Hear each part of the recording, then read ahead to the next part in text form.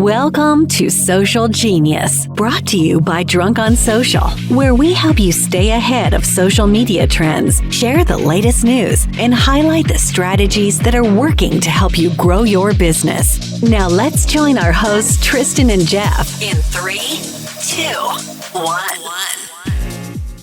How many of you listening to this podcast would be considered a toe dipper? Somebody who is actually in real estate, I'd call it passively, maybe part-time. Your real estate strategy is maybe go to church, maybe go to the local coffee house, maybe go to your full-time job and just constantly announce to people what you do for a living. Well, let me tell you, the reason why you're a toe dipper, the reason why you're part-time, maybe the reason why you can't even get to full-time is because that is your strategy and your strategy sucks. And you need to be better at giving constantly before you ask, because most of you ask right out of the gate. And our guest today has an amazing background in tech. He has a current platform that we will talk about called Audience today. But his background in tech is what led him to where he is today, which helps sales professionals, not just real estate, stand above and create more conversations and be remembered, and not have to always be asking for the business. And so I'm excited for this conversation. As I always say, or oftentimes say in these intros, selfishly, I'm excited to interview our guest today. Welcome to the show, Jesse Stein. Thank you, Jeff. Great to be here. Well, it's glad to have you, man. You're based out of Miami, as you mentioned, as we were talking off air. I kind of gave a little just tease about who you are, what you do, but why don't you give us a deeper background about who you are? What kind of led you to where you are today? And then let's go deep on how I just ripped a lot of real estate agents to threads in that intro. Awesome. So yeah, I got started in tech about 25 years ago, right around the time Google launched, and started my first online retailer in 1999. And then grew a company, an interactive agency in New York City, to a big $30 million agency, got it acquired in 2005. And in 2005, started getting super interested in domaining. This is kind of like the landholders of the internet. And so I bought hobbies.com and biking.com, boating.com, yachting.com, all these like category defining domain names. But the one that really took off was sportsmemorabilia.com. So bought that as a raw domain. And with a team of people, this is a common thread in my career, with a team of people much smarter than me, we grew it into the biggest autograph store on the internet, top 500 internet retailer, sold it to Fanatics in 2013. But what we realized, and one of the pillars of our growth, was handwritten notes, because we sent the handwritten notes to our clients and noticed that the clients that received handwritten notes spent more money with us, left better reviews, were easier to deal with. There was just all kinds of benefits. But the problem was the notes were being written by contractors, framers, employees, and handwriting was often embarrassing. There was no way to scale it. There's no way to run campaigns. There's no way to inject personalized variables in the notes. And so I knew this was a big opportunity, but I didn't, and I was kind of waiting for someone to do it. No one did it. So a couple of years ago, actually 3.5 years ago, hired a team of software engineers, and we created audience.co. Currently, we have 350 handwriting robots that hold pens and write precisely like humans, with the same pressure and slant and flow as a human. And we do the notes, and then we have this incredible digital marketing follow-up system. But the genesis of that really was sportsmemorabilia.com. And Jeff, like you and I do not have the time for me to tell you about all the things that haven't worked out. I have a ton of those. I don't seem to get any wiser with age, but that's kind of the short and sweet version of my career. I love it. You're a risk junkie. It sounds like you keep going back for more, which is I think pretty common with successful people, actually. I love it. Well, and the one thing you didn't mention too, or I didn't mention, and you didn't mention it just right there, other than the robot, is that, you know, it's AI. This is another version of artificial intelligence. But before we get into there, because this is AI powered handwritten notes, which is pretty fascinating and probably going to become much more common. But before we get to that, So it was the sports memorabilia. You've mentioned to me off air that you've had multiple exits. What other type of companies have you grown and sold? Yeah. So sportsmemorabilia.com. And then I was in a Sephora with my wife in 2003 in New York City. And I was bored out of my mind. I was sitting there and my wife was shopping for skin creams. And she ended up buying this skin cream that was like $50. And I'm a typical guy, didn't know that a skin cream could cost more than $4.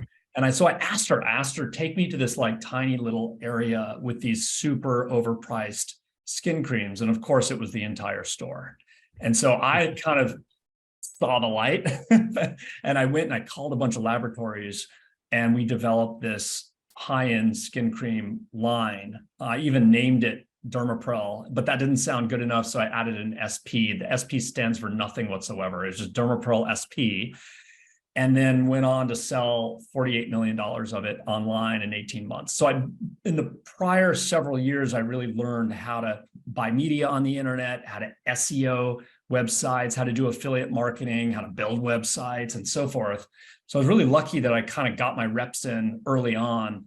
And so that culminated in being able to really like blow out this wrinkle cream and skincare offer. Ended up exiting that business in 2009. The third exit was actually earlier on, started a business in 2000, interactive agency in New York City, and grew that into a $28 million interactive agency and sold it in 2005. And then in 2009, started a diet nutrition website called dietspotlight.com, which still today is one of the most highly trafficked nutrition websites. It's very quiet. It's one of those websites that appears in SEO when you search for strange long tail permutations of like, protein shakes and so forth, but launched that in 2009. And it's gotten 149 million unique visitors since 2009. And it's one of the biggest affiliates to Noom. So there's a lot of those type of websites. And like I said, I've failed a lot too. And so there's a lot of stuff that I've launched that's either blown up on the launch pad or like blown up as it's entering, or exiting Earth's orbit. And so, but I consider those all great learning experiences too. I love it. Let me ask you, just out of curiosity, what did you do prior to the first company that you built? Were you in like corporate America, or what did you do? Yeah, so I spent 6 years living and working in Japan, actually. So I did my junior year in Japan, and then I went right back. And my first job out of undergrad was door-to-door sales, knocking on doors in Tokyo with a suit on, with a corporate pin in my lapel, selling very low-end kind of temp services. So like if you need a filing clerk, if you need a receptionist for your small business, that's what I was doing. And then I was a journalist in Japan for 4 years.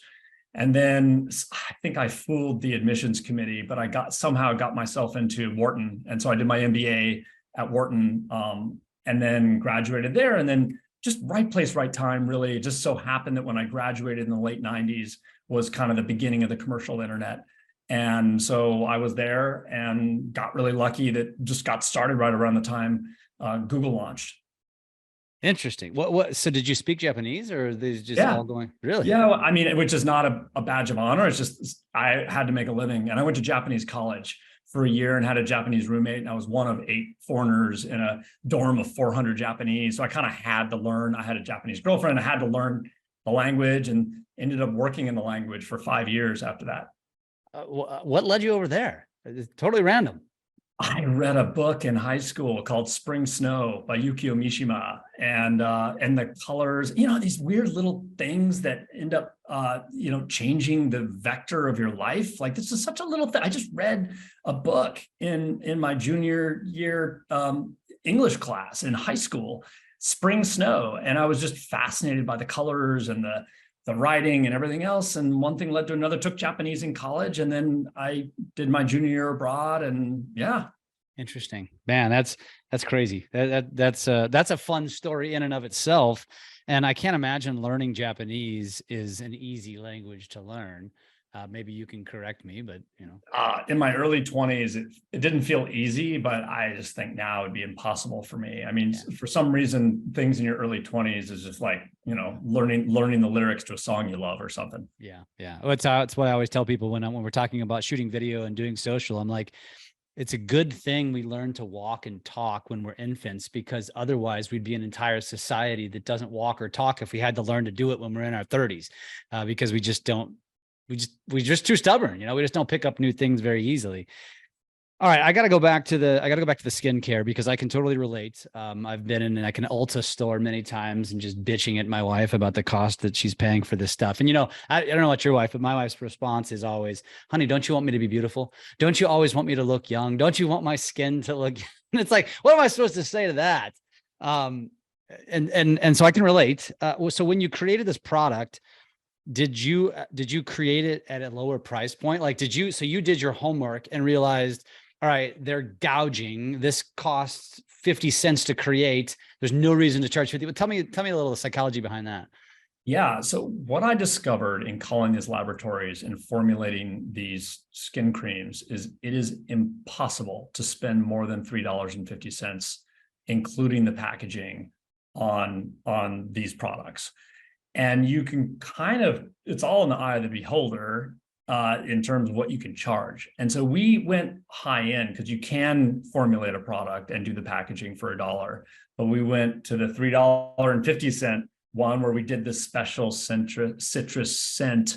And we had 2 active ingredients, argatinsol, which had a short-term effect of tightening the skin, and then matrixyl 3000, which actually stimulated the production of collagen.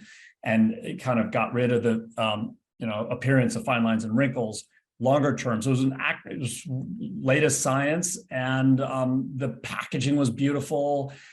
And we ended up retailing it for $89.95 and sold direct to consumer, and it was on continuity. So our lifetime value was upwards of $140, $150. People kept it on average about 1.8 months.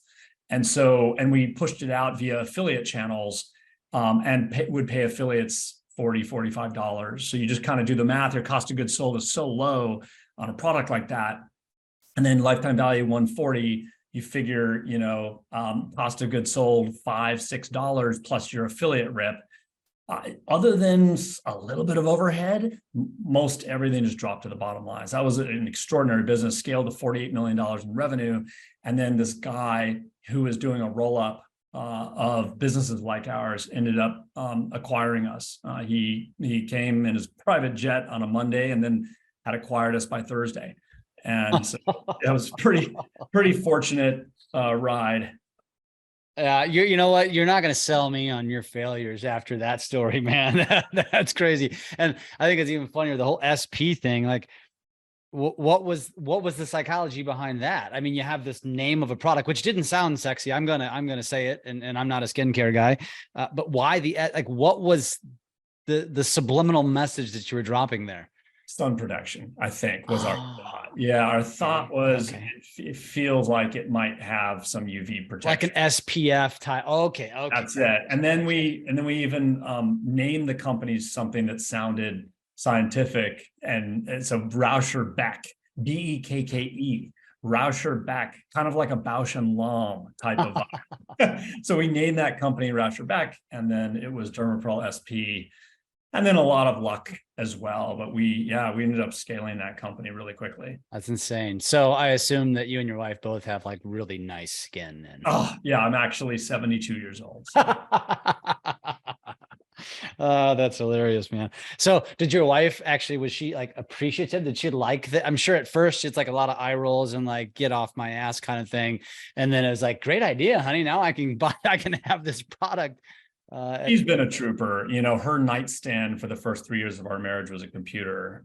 We moved to the Village in New York City when we got married in 98, and then or 99, I should say. We met in 98 and married in 99 pretty quick.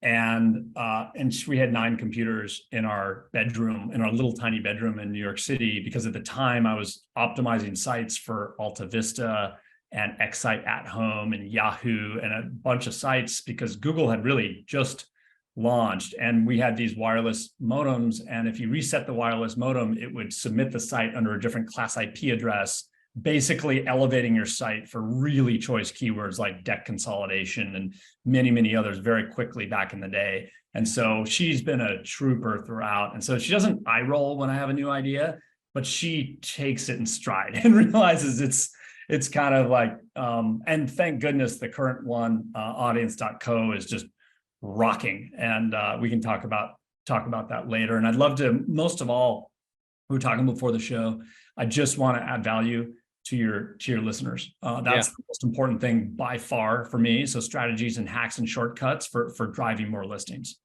I love it. And part of the reason why I ask you all these questions, first of all, is because, you know, we don't have a shortage of real estate podcasts, right? And I know we're a pretty successful one in terms of downloads and all that kind of stuff. But at the same token, I sometimes think there's a shortage of getting to know people. And I think sometimes if you get to know people and you get to hear, there's not many people that have really cool stories like you do. And so, you know, again, if I lost a listener because I was asking some personal questions, I'm sorry, not really, but I'm sorry.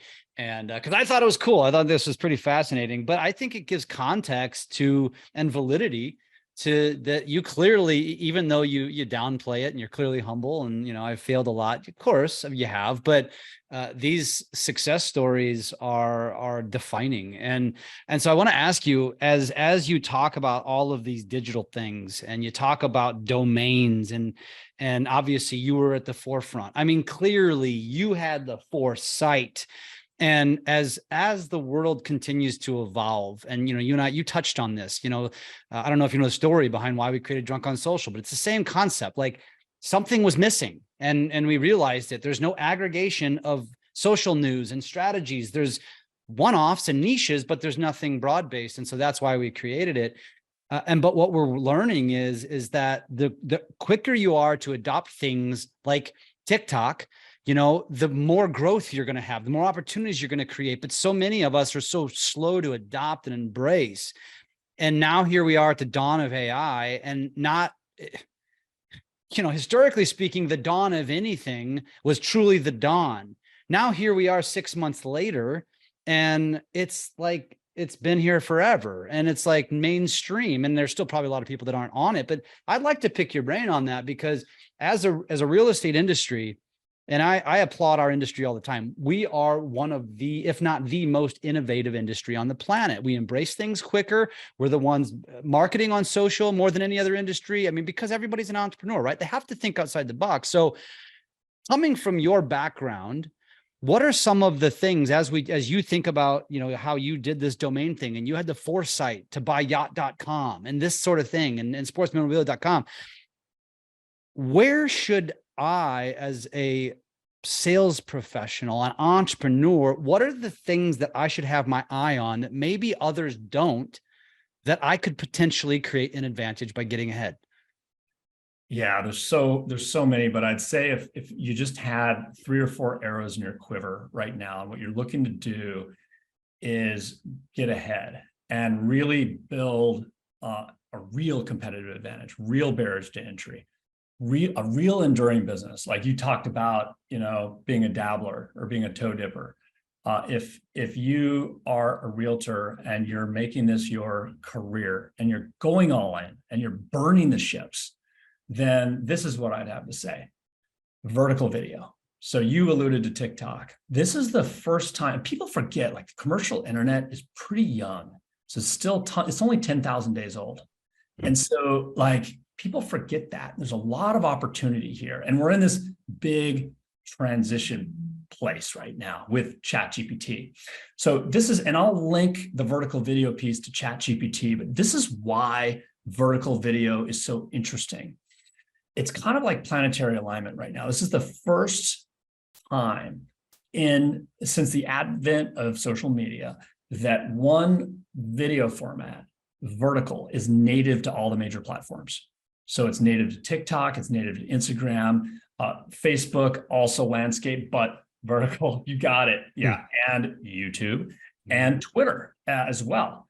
LinkedIn will talk about, LinkedIn's more algorithmically the master of the written word. So it loves 800 to 1,000 word articles for a whole host of reasons. But there's nothing wrong with posting vertical video there with 4 or 5 hashtags maximum on LinkedIn. But vertical video is where it's at. And what you want to do, there's a number of hacks here, but I really want to distill it down. It's 30-second to 1-minute videos.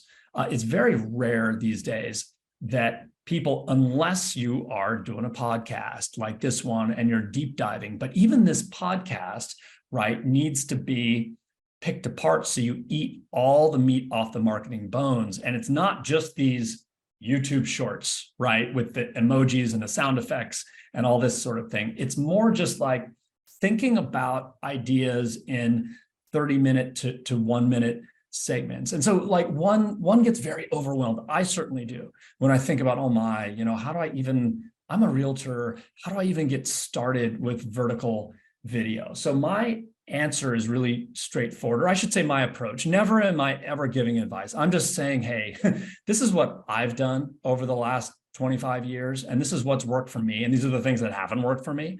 And you can go for it if you want. You can not go for it if you want. But what I do is I open up the voice memo app on my phone and I just talk about what I know. Like the most important thing is to talk about what you know, because no one can take that away from you. Instead of talking on social media about this is the truth, no, this is my truth. Like if I said, like Alex Hormozy talks about this, Gary Vee talks about this a lot. It's like, I had oatmeal for breakfast this morning, which is true. No one can take that away from me, right? But if the moment I say you should have oatmeal for breakfast, everyone tunes out because you're being cringy, you're being preachy. And there's there's a million people like that on social media. In fact, that's the norm. What's rare are people who just say, you know what? I'm a nutrition coach. I had oatmeal for breakfast and I added, I'm making this up, right? But I added some chia seeds and I added some flaxseed and I added some almond milk. And this is what I do. And so what I do is I open up the voice memo app and I talk about what I know with respect to a given project. So if it's a realtor, it might be a construction project, let's say in your city. And you've done a little bit of research and you know the developer and you know the area and you know the best restaurants and whatever. Just stream of consciousness, talk about what you know. And then what I do is I have that transcribed on a site called TEMI, TEMI.com, which has been a secret weapon of mine. I do share it, so it's not a secret. I love sharing the best of what I know with people. Spell that. T like Tom, EMI.com, TEMI.com, and it's AI-based transcription. And it's with 99% accuracy. It's extremely fast and extremely accurate. So you could do a minute-long voice, or rather an hour-long voice memo, and a minute later, you will get the transcription back from TEMI.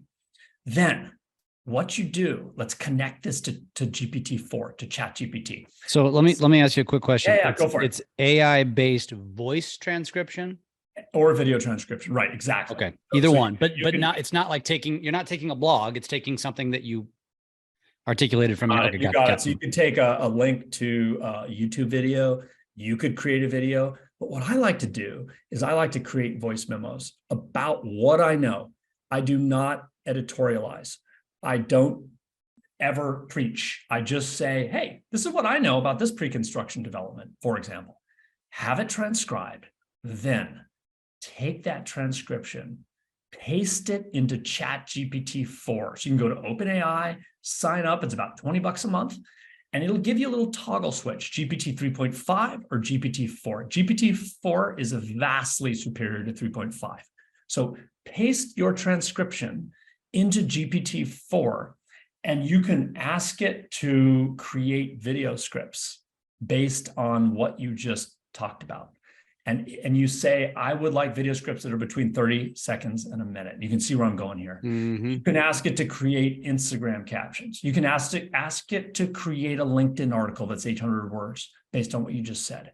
It is phenomenal. To me, that's the best and highest use of GPT-4. You don't, I mean, there's multiple other uses, but I'm just like, what is closest at hand for a real estate agent? Because remember, the objective is to build trust, to build expertise, authority, and trust among the households in your farm and also among your sphere. And the easiest way to do that, or I should say, the proper way to do that and build an enduring business, in my opinion, is to give. And then you'll eventually get, right? You'll be just the clear, obvious choice whenever someone in your farm or among your sphere wants to list their home. So then there you go, vertical video. So now you have the scripts. And my experience share with vertical video is don't overthink it. Because in my experience, like I start thinking about, okay, the production values of the video. Okay, I don't have the right ring light now. Oh, I'm not quite prepared. Where's my lavalier mic? Where's this? And in my experience, I end up procrastinating based on that. And in fact, what your audience really wants is authenticity, right? So they don't really care, and they want the content, they want value. And so it's about, screw it, just do it. Yeah. And it's like, perfection's the enemy of progress. So just go for it. Take your phone out, take a look at that 30-second to 1 minute script. If you'd like to take this to the next level, go to Amazon and buy a $40 teleprompter. My favorite teleprompter is Prompt Smart Pro. I use the same one. Oh, awesome. Yeah. So that one's been great. I just don't want to overwhelm people either. Like, hey, just start out with some of these scripts and wing it a little bit. And that vertical video, and then what you can do is use a program like Hootsuite, Hootsuite. And what you can do is upload that video, and what it'll do is distribute it out to all those platforms we talked about a few minutes ago. And so all of a sudden that vertical video that was just a hope and a dream on your commute, you talked about a topic that you know a lot about. Remember, just talk about stuff that you know about. And then boom, a couple hours later, it's a vertical video that's posted across social media. By now, you certainly know that Instagram is a social media platform that is arguably the most important platform to establish your brand and business as we head into the future. Understanding that growing a following is simply what the world tells you is important, but in actuality is purely vanity with very little results. And that's why we have come to really appreciate and endorse Michelle Berman with the Instagram Power Method, who teaches you how to actually connect with ideal clients and attract them to you without having to sell. Michelle comes from a place of practicing what she preaches, as she has built her business 100% through organic Instagram leads. Everything is rooted in sales psychology and conversation based on tapping into the brains of your ideal client. Vanity metrics are for, well, vanity. Go connect with Michelle today. Check out powermethodmasterclass.com. That's powermethodmasterclass.com, and be prepared to change your business's life.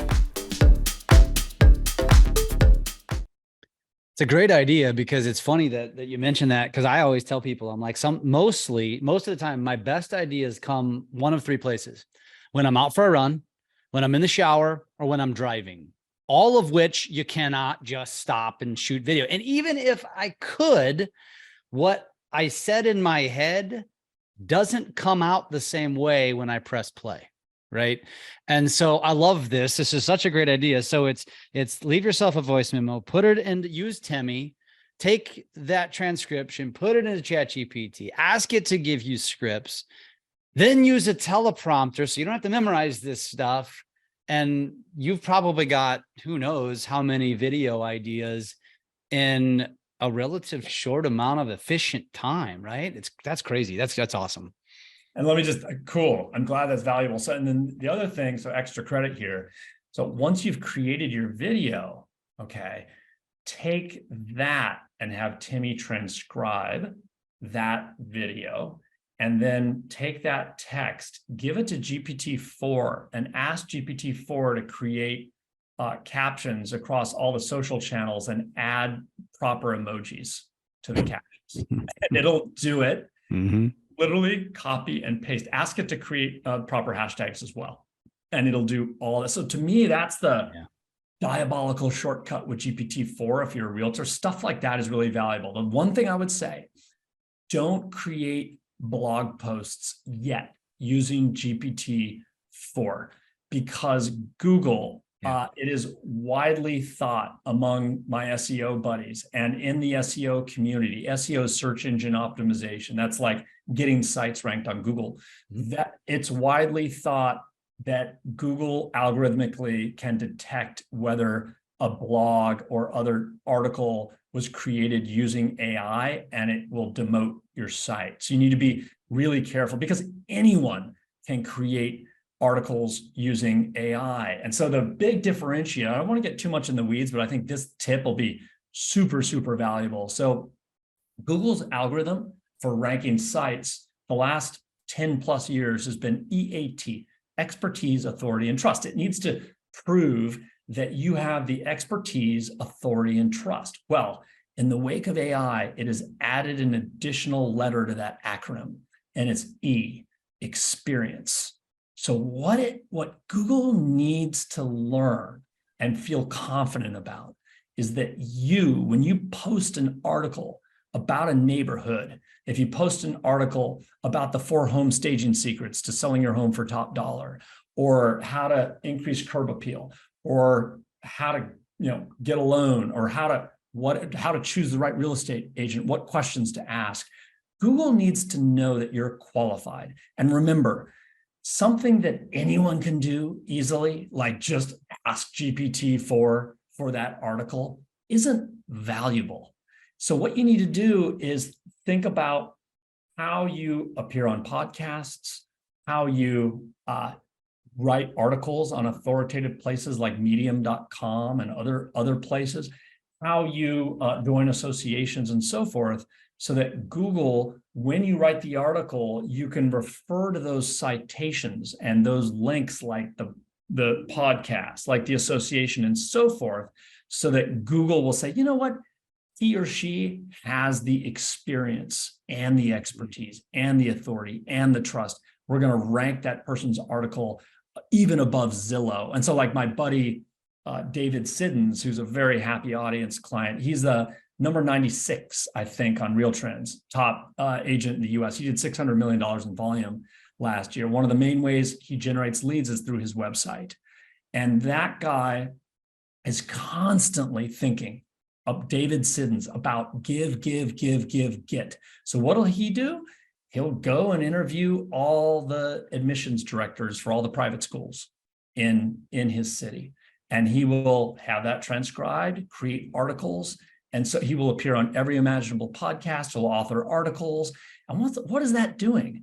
That is giving Google the comfort of knowing that if Google elevates David Siddons' site, that you know it's going to be great content. Because remember, Google lives and dies by the authoritativeness and trust of its organic rankings.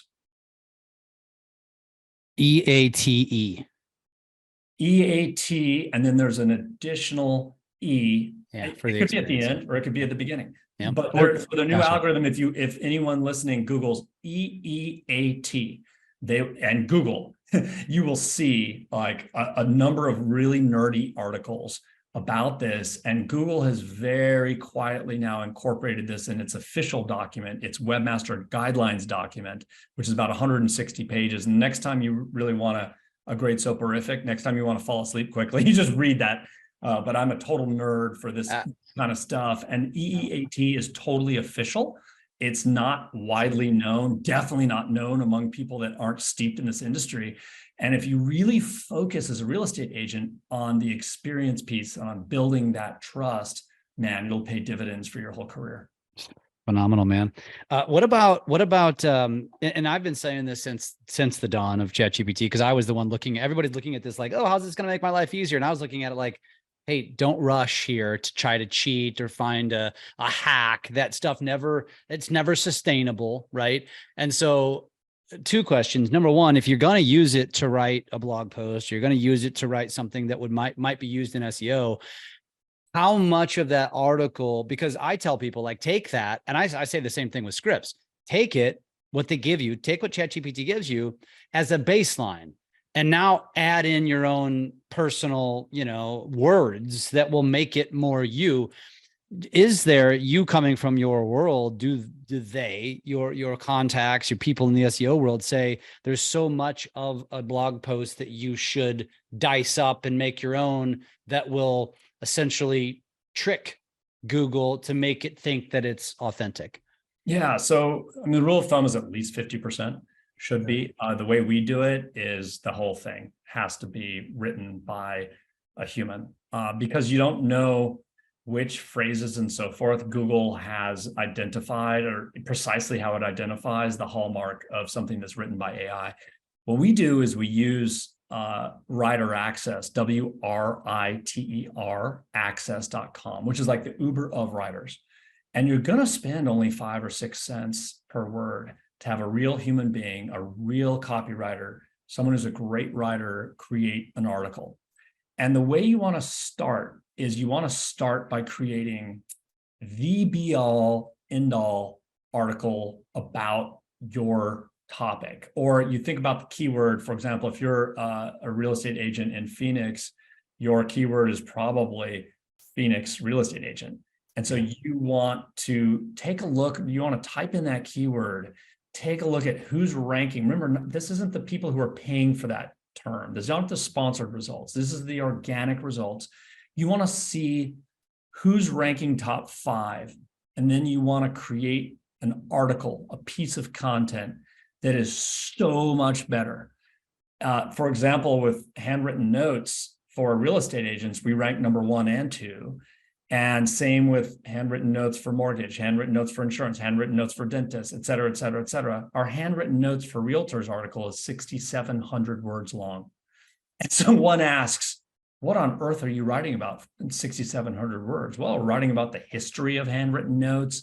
There's a lot that you can really create there. And the whole point is that you don't want to be just a little bit better than everyone else out there.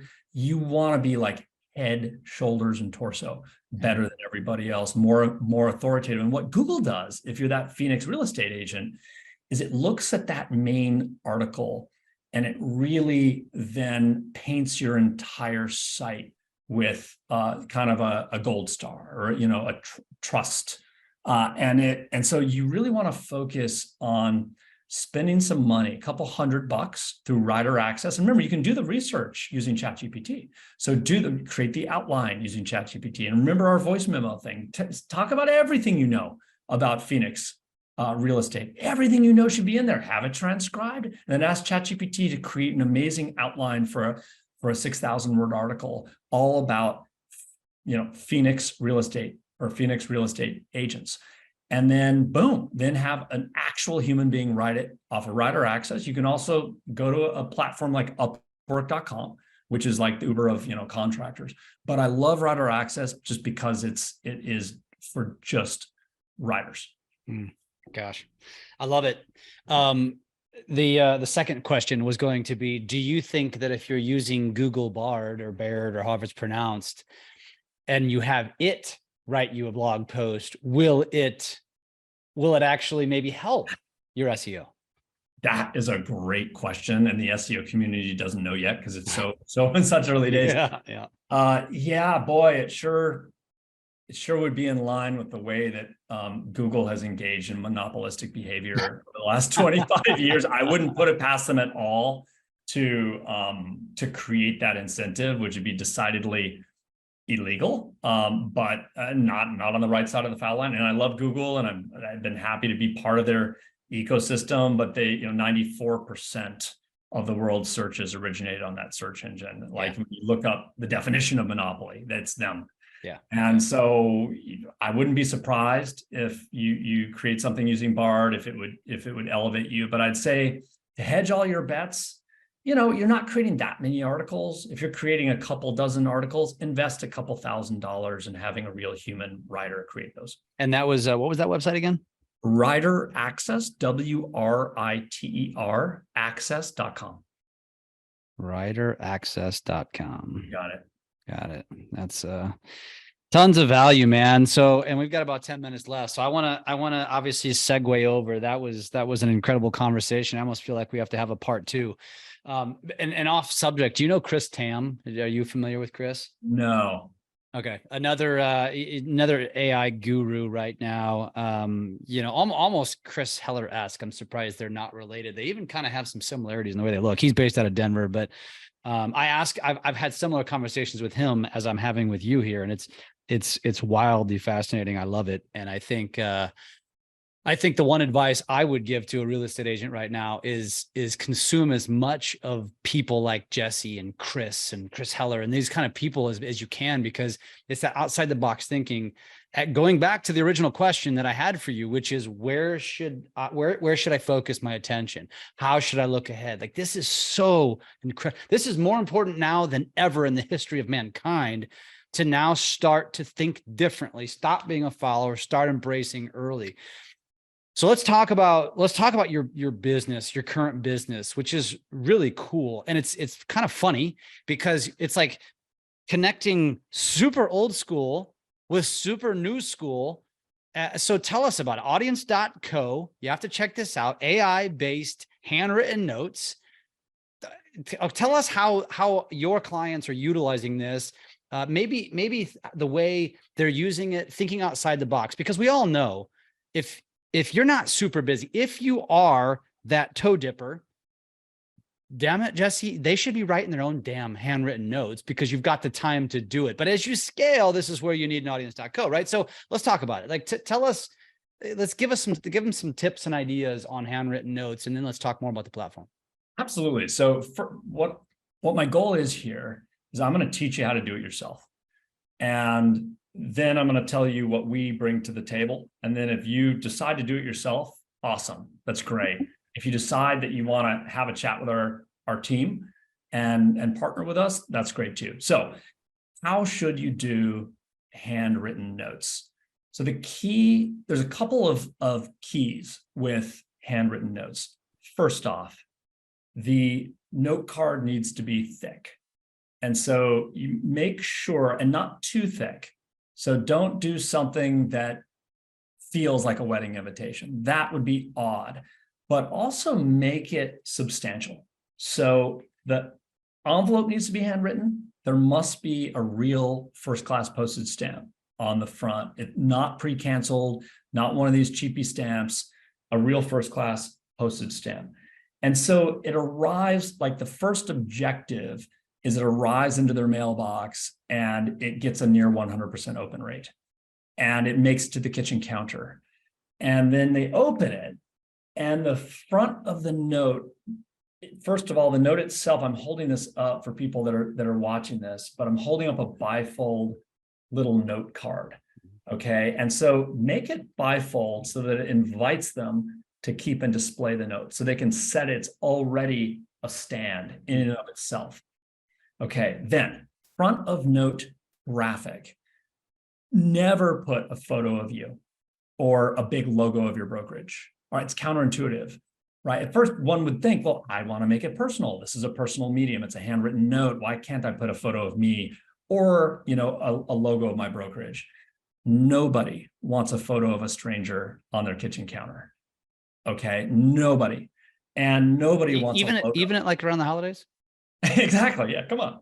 Yeah. Well, the problem with sending during the holidays, we never send during the holidays. We send second week of January. During the holidays, it's just there's too lost. many. Yeah. Yeah. You're not special. So the whole key with this, and the key with top agents, is they apply the 180-degree rule, don't they? So when everyone's going one way, when everyone's pulling back on their marketing now, in the midst of rising interest rates and softening market, the really great agents, just like in 08, 9, and 10, they hit the accelerator because they knew that when they emerged from this softening in the market, that they'd be way stronger than everyone else. So front of note graphic, do a local landmark in the area to let the recipient know you understand their community, and also to maximize the chances that recipient will keep and display the note, something artsy. And like what we do is we put a landmark on the front that aligns exactly with the neighborhood, the golf club, the building, wherever you're sending it. We customize. There's a lot of stuff that we do uniquely in the marketplace. We customize the front of note graphic and we run it through. It's got to look artsy. So run it through a watercolor or impressionistic. We even are starting to use AI to create some of our images. Okay, so that's the front of note graphic. Then the note itself needs to be between 600 and 750 characters. Okay, we know that. Because why? Because my background's technology, so all we do is do A/B tests. And we've sent now millions of notes. So we know the optimal character length is between 600 and 750 characters. How many words? How many words is that? Oh, good question. That's about 200 words, I think. Right. And so yeah, I'm sorry. I do everything in character counts. I should know that the word count down pat, but I don't. And so what that allows you to do, and we have a whole library of note templates for every occasion. So if you're trying to send to orphan buyers, we have that note template down, and we've tested dozens of them, and we know exactly which note template commands the highest response rate from orphan buyers, for example. Or if you're trying to farm a new neighborhood, or you're doing probates or pre-foreclosures or rental leads ready to cash out or FSBOs, we know we have that full template library. But if you're doing it yourself, then you want to, you can ask ChatGPT as well. And we infuse AI into everything we do. And so we'll take a best performing note, but we'll have ChatGPT improve it further. But 600 to 750 characters allows you to tell a story about why you have perhaps a couple of buyers, and you want to make sure that they are real buyers, that Linda and Sam are real buyers, really looking for their house. Do not make the mistake of saying that you have buyers, and then people get bait and switched when they call you, and it turns out you don't. You only have one chance to build trust, and trust is a really fragile thing. So 600 and 750 characters, penmanship must be neat. Like all 15 of our fonts are easy in the eyes. Why? If you don't have neat penmanship, then you are not doing the recipient any favors, because they have to now carefully read through your chicken scratch. It's a sloppy reflection. Totally. Yeah, it's a sloppy reflection as well. It should feel like you carefully wrote this thing. Then you should have your phone number, you should have an email address, and then what we do is a QR code sticker right on there. And that QR code sticker is important because someone scans that, and then our client, the agent, gets a real-time email alert letting them know that Jane Doe at 123 Main Street just scanned your note, go after it. Now, here's where the magic really happens. Before we send a single note, we filter down your leads and only send notes to the most likely to sell households.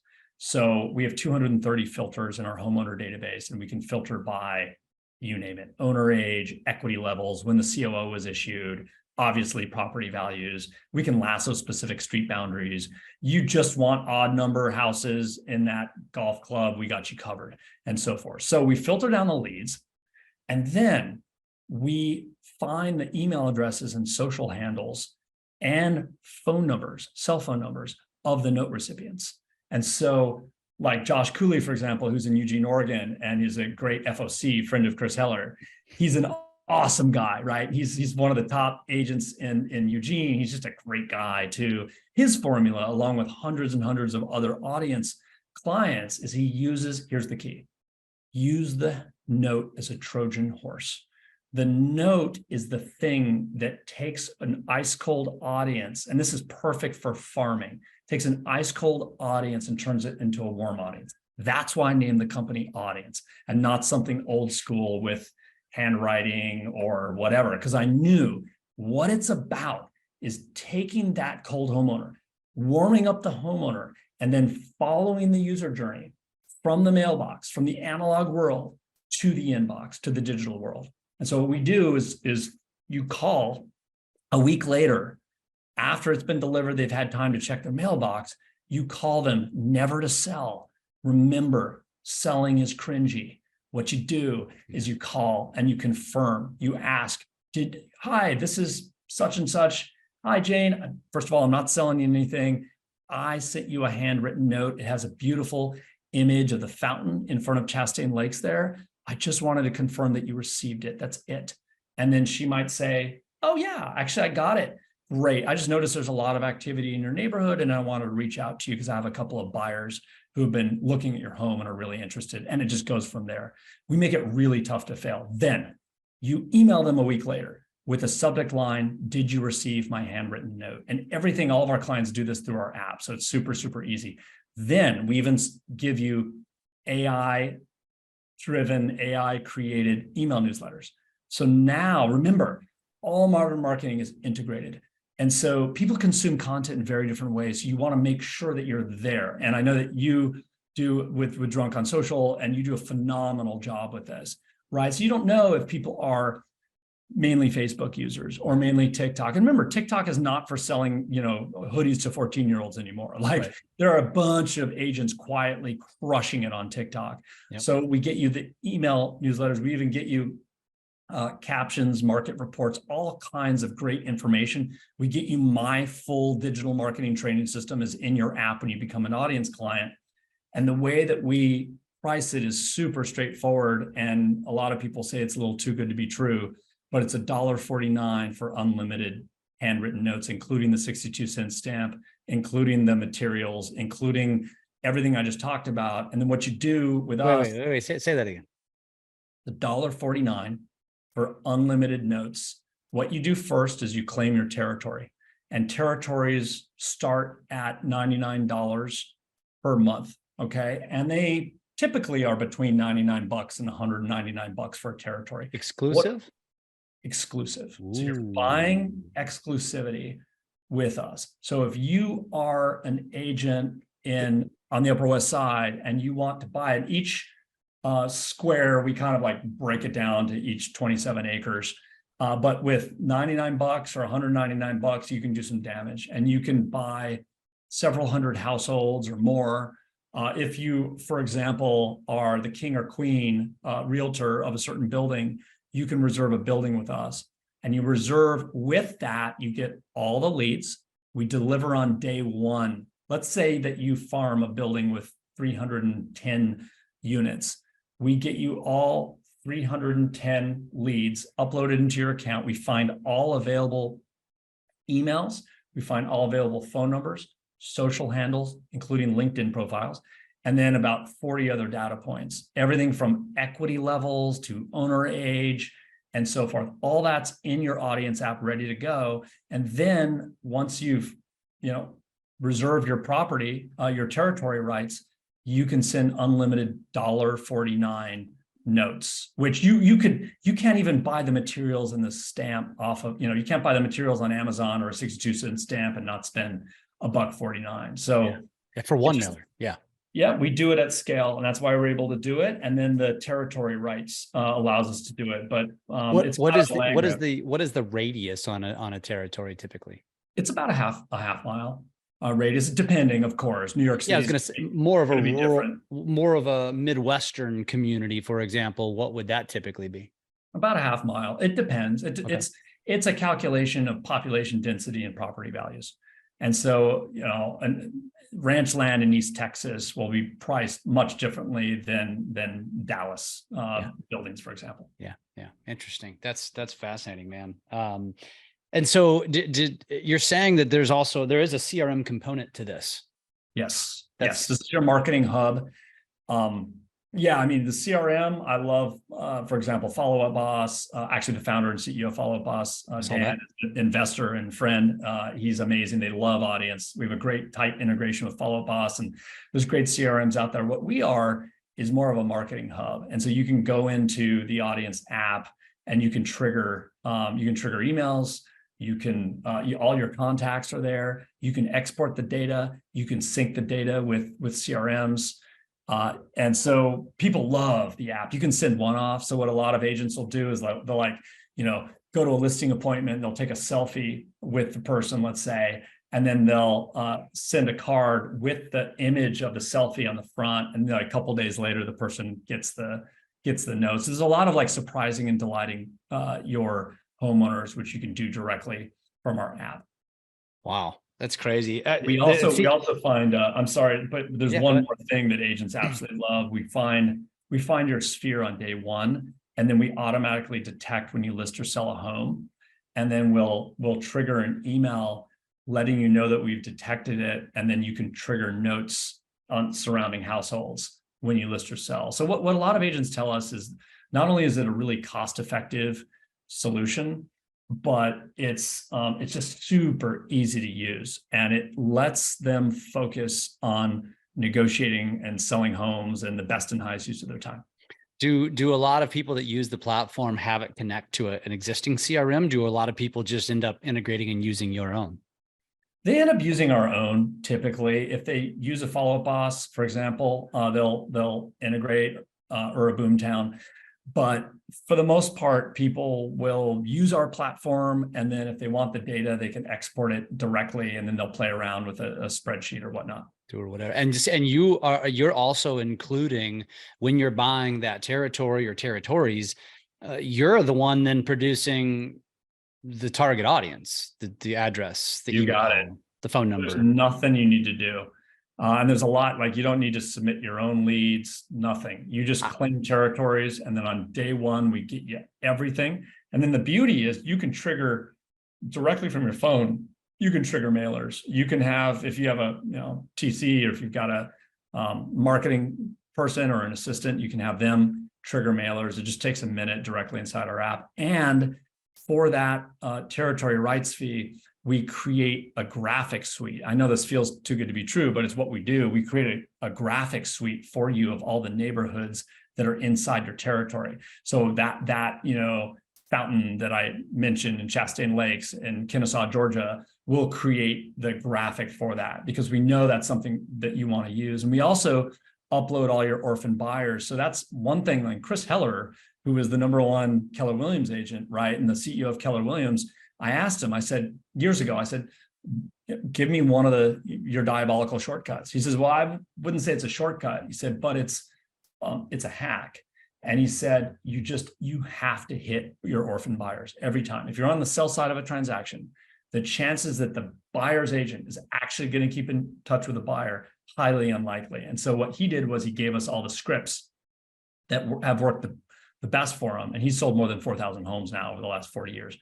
And so we have that fully loaded up on day one. When you start with us, you have a filter directly inside your app with audience that says orphan buyers, and you can directly trigger notes to those folks. Wow. I'm almost half thinking that I don't even want to release this, because I just want to keep it for myself at this point. This is great, man. I actually think we need more time. We don't have it. So maybe we're going to have to circle back and do a follow-up or do a second episode. This has been, it's been awesome. I've taken a bunch of notes, and I only have, Post-it notes. So as you can see, I'm writing really small and but this is a good one, man. This is really great. It's really great to meet. I'm glad that Chris recommended or connected you to Tristan, who connected you to me. And we're definitely gonna talk some more, man. This has been great. What is the best way to get connected to you? Obviously, they can go to audience.co if they have questions, if they want to just kind of get into your ecosystem. How do they do that? What's the best way? Sure. Yeah. Audience.co, you submit a lead, or directly to me, JESSE @audience.co. Just email me directly. Jesse, has been a pleasure. I look forward to the next time we get to chat, and I love what you're doing. Next time, I'm going to ask you all about your failures. Now I got to see the kink in the armor, I think, just to see what's. If you have a 4-hour spot for that one, then no problem. Dude, I appreciate you, man. Go check this out, audience.co. And I hope you took some notes on some of his ideas for creating scripts, the vertical video, all that stuff. This is incredibly valuable. Go find more episodes just like this. This is where you need to be spending your time consuming nowadays. Jesse, until next time, my friend. Thanks, Jeff. Thanks for listening to Social Genius, brought to you by Drunk on Social. We are here to help you take your business to new levels through social media. Make sure to subscribe to get updates on new episodes, and come join us on our Drunk on Social Facebook page. And as always, make sure you leave us a great review on your favorite podcast app. Feedback and likes are very much appreciated.